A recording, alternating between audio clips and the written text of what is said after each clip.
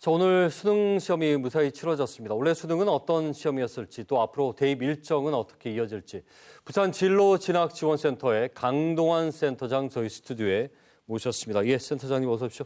네, 고맙습니다. 자, 올해 수능의 전반적인 시험 난이도와 또 우리 수험생들의 시간이 없긴 했지만 반응은 어땠는지부터 좀 정리해 보죠. 예. 네, 올해 시험은 전반적으로 전년도 수능보다는 조금 어려웠다고 판단이 됩니다. 학생 수 증가, 그다음에 의대 정원 감소 등으로 인해서 변별력을 확보를 좀 더 고려하지 않았나라는 생각을 하고 있습니다. 예. 전년도 국어 만점자가 표준 점수가 139점, 예. 수학은 140점 정도가 나왔는데 보통 이른바 물수능이라는 게 예. 표준 점수 140점 이하, 불수능은 한 140점 후반을 이야기하는데 그렇군요. 올해 나는 그 정도 사이 안에서 결정이 될 것 같습니다. 작년보다는 전반적으로 좀 어려웠다 싶고요. 구체적으로 보면 국어는 독서 영역에서 뭐 담보와 보증을 구분하는 사회 지문이나 과학기술 지문들이 나와서 학생들이 좀 전반적으로 까다로워했을 것 같고 문학 같은 경우에도 학생들이 보통 쉽게 생각을 하는데 8문제 중에 5작품 정도가 EBS 연계하고 관계되지 않은 지문이 출제되는 바람에 조금 더 어려웠던 것 같습니다. 수학의 경우에도 작년 수능과 비슷하거나 조금 어려웠다고 판단이 되는데요.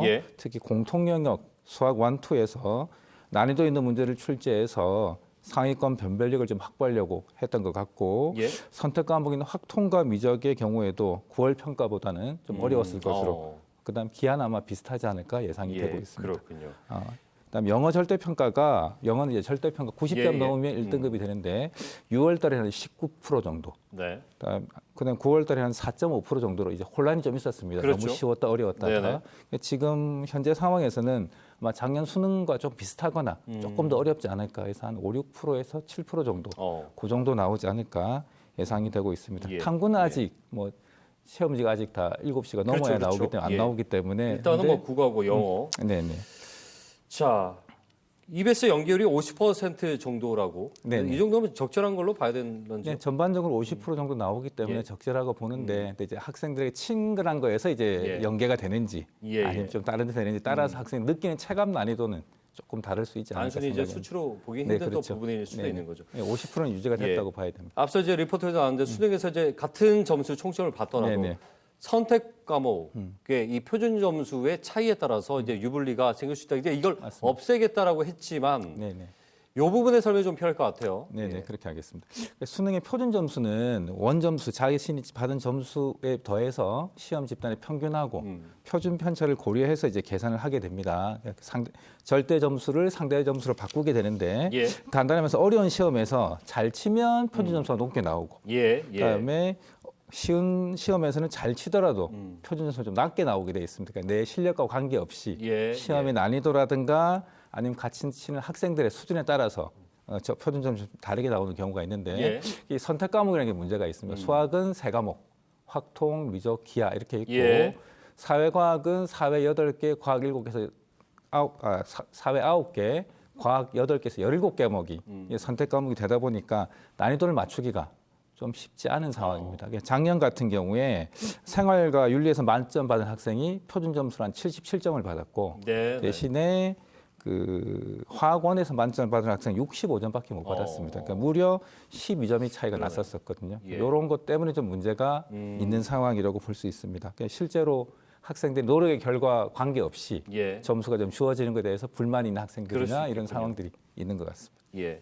지금 사탐런 이게 올해 수능에서 68%가 그러니까 과탐을 피해서 사탐으로 몰리는 쏠림 현상을 얘기하는 건데 그 뭐 결국은 이게 탐구 영역이 최대 이 뭐 변수가 될런지 어떻게 봐야 될까요? 네, 그렇죠. 올해 뭐 수능 한 과목이라도 사탐을 친 학생들이 역대 최대를 찍은 상황입니다. 그 많은 대학들이 원래 수능 치고나 자격 조건에 보통 자연계열이나 공학계열은 과학을 2과목을 요구하는 경우들이 많았었는데 뭐 이제 그런 상황들이 좀 바뀌면서 그다음 또 한데 수능 최저 환경 맞추는데 아무래도 사회가 이제 응시생도 많고 하다 보니까 최저 환경 맞추는 경우가 좀 많아서 그런 유리한 인식 때문에 사탐론이 많이 발생을 한 상황입니다. 그래서 탐구 과목의 영향력이 어느 해보다 좀 높아진 상황이고 수능 그렇지만 이제 수능 난이도가 이제 사회 수능과 과학이 17과목이 되다 보니까 예. 사회가 어려울지 과학이 어려울지 좀 지켜봐야 되는 상황이긴 합니다. 아직은.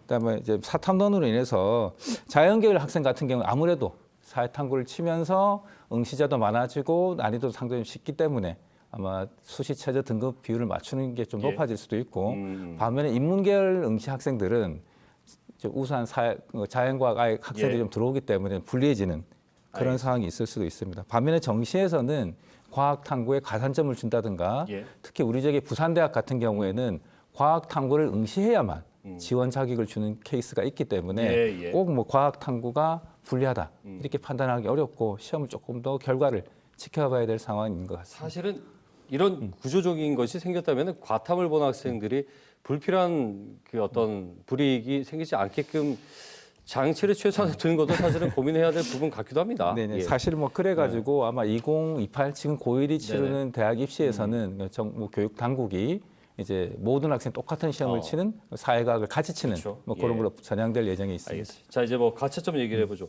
네. 자, 일단 뭐 다들 지금 가채점을 하고 있을 텐데 정시 지원 전략 어떻게 좀 세우는 게 좋겠습니다. 사실 아직 수시가 이제 진행 중이고 예. 뭐 시작도 안 했다 봐도 되거든요. 면접도 앞두고 있기 때문에 또 수능 점수도 사실은 지금 현재 정확하지는 않기 때문에 예. 전략을 세우는 게 지금 아직은 쉽지는 않을 것 같고 그러니까 정시는 뭐 그렇다 하더라도 정시는 이제 수능 만점 예. 내가 몇 점 총점을 받았는가가 중요하다기보다는 영역별 반영 비율이 매우 중요할 수 있습니다. 예. 예를 들면 국어, 수학, 영구, 탐구를 쳤을 때 25대 25대 25대 25로 이렇게 반영하는 대학도 있고 수학을 40%, 예. 국어를 30% 이렇게 반영하는 대학도 있기 때문에 그렇죠. 내가 뭐 잘 친 정력이 있다면 내 잘 친 정력을 반영해주는 대학으로 유리한 대학을 그렇죠 찾아야 되는 그래서 상황이죠. 사실 이게 발품팔 찾기라고 하잖아요. 예. 그렇죠, 그렇죠. 네. 자 그리고 또 이 가채점은 역시나 또 이제 결국 점수가 나왔을 때 좀 이제 잘못된 경우도 있어요. 잘못 이제 오채점하는 경우도 있기 때문에 좀 주의해야 될 점들에 대한 부분은 어떤 것들이 있겠습니까? 맞습니다. 그 수험생은 마킹을 정확하게 기억이 못하는 경우도 예. 있고 또 맞았으면 하는 심리적 그런 것 때문에 점수를 좀 부풀리는 경향도 이래가지고 가채점이 제대로 안 되는 경우도 사실 많이 그렇죠. 있습니다. 예, 거기다가 이런 가채점이 부정확한 가채점을 기준으로 예상 등급 컷이라든가 표준 점수가 나오는 상황이기 때문에 이 점수가 정확하다고 판단을 할 수는 사실 없고 예. 추정치라고 생각하는 게 더 맞을 것 대략적이 같습니다. 말 그대로 그렇죠, 그렇죠. 그렇죠. 학생들은 예. 이게 정확하다가 아니고 추정이니까 만약에 점수가 유사하게 분포되어 있다면 수시에 적극적으로 뭐 면접이나 논술에 응시한다든가 이렇게 해서 수시에 가급적 지원하는 게 좋을 것 같습니다. 원래 수시 모집에서 부산 지역 학생들의 경우 수도권 지원율이 최근 5년 동안 중에 가장 이제 낮았다고 들었는데 정시도 이 추세가 좀 이어질 수 있을까요? 어떻게 보십니까? 사실 뭐 수시와 정시가 있으면 수시의 추세가 그대로 정시에 이어질 수밖에 없다라고 생각을 그래요? 합니다. 예, 어차피 입시는 수시랑 정시는 모집 비율이 비슷하고 운영도 비슷할 거기 때문에 뭐 그럴 것 같은데 특히 뭐 이번 대입에서는 황금돼지띠라 해가지고 예. 뭐 고3 학생들 숫자가 한 3만 명 정도 늘었고 의대 정원도 사실 재작년 돌아간 수준이기 때문에 학생들 입장에서는 예. 모집 정원은 그대로인데 지원자가 늘었고 또 우수과는 이제 많이 빠졌기 때문에 쉽게 정할 수 있는 상황은 아닐 거라고 생각합니다. 그래서 그런 것까지 고려해가지고 전망을 지원 전략을 짜야 될 것 같습니다. 자 이제 뭐 논술하고 또 면접 대비도 해야 됩니다. 여기에 대한 네네. 조언도 잠깐 해주시죠. 네. 사실 그 논술이나 면접 같은 경우에는 대학교 입학처의 선행학습 영향평가서라는 거를 예. 의무적으로 탑재하게 돼 있습니다. 이게 전년도의 기출 문제, 모범 답안과 출제 기준과 채점 기준 이런 것들이 다 달려 있기 때문에 예. 응시하려는 대학이 있으면 반드시 그 대학 홈페이지에서 선행학습 영향평가서를 볼 필요가 있을 것 같고 그다음에 뭐 논술 같은 경우는 학교마다 출제 방식이 다릅니다. 그렇죠. 그다음에 반영 과목도 다르기 때문에 나에게 맞는 과목을 주는 학교들이 어떤가 그다음에 그 대학을 어떻게 출제하는가를 꼼꼼히 확인할 필요가 있는 것 같고요.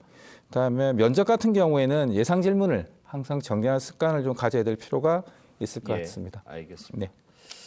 뭐 시간이 참 빠르네요. 수능 네. 얘기할 때마다 참 금세 1년이 지나는 네, 생각이 네. 듭니다. 우리 학생들 고생했고 또 우리 센터장님도 고생 많으셨습니다. 오늘 네, 말씀 여기까지 듣겠습니다. 고맙습니다. 네, 고맙습니다. 부산 진로진학지원센터의 강동환 센터장과 함께 얘기 나눠봤습니다.